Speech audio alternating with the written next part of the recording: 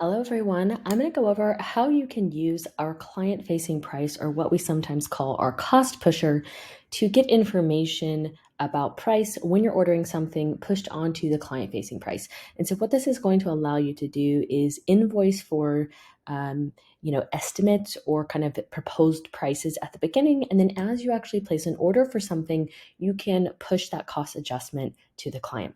So let's say that I'm ordering this wall paint. And in this case, I'm going to say that I have an order and I'm going to upload an example receipt here. Now I'm just going to throw an example on here.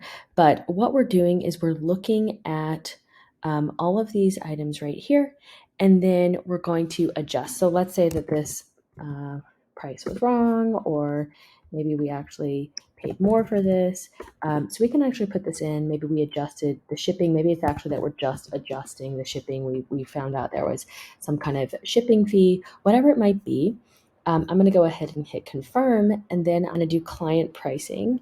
It will tell me that the shipping has increased on this one. So I can decide to pass this on, to absorb this change, or to edit how much I want to pass on.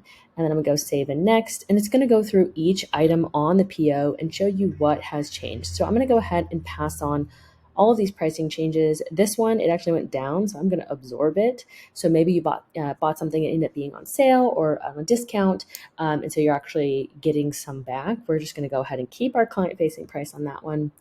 And then we're going to, again, pass on these because it went up. And so you can kind of make judgments about what you want to pass on and what you don't. So now we're going to hit save. And when we do that, all of these items that we had approved will actually be ready to be invoiced again.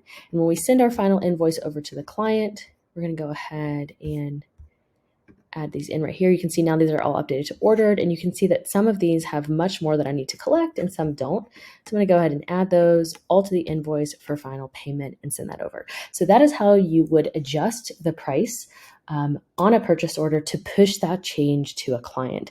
Now, this is different than it used to be. You used to have to manually go in and make a lot of changes. So this is really helpful when you want to add in things like freight changes, tax changes, or simply just changes to the product's cost. And you want to give that to your client either a discount or you want to push on an extra fee. So if you have any questions, you can always reach out to us at hello@materio.co, and we would be happy to help.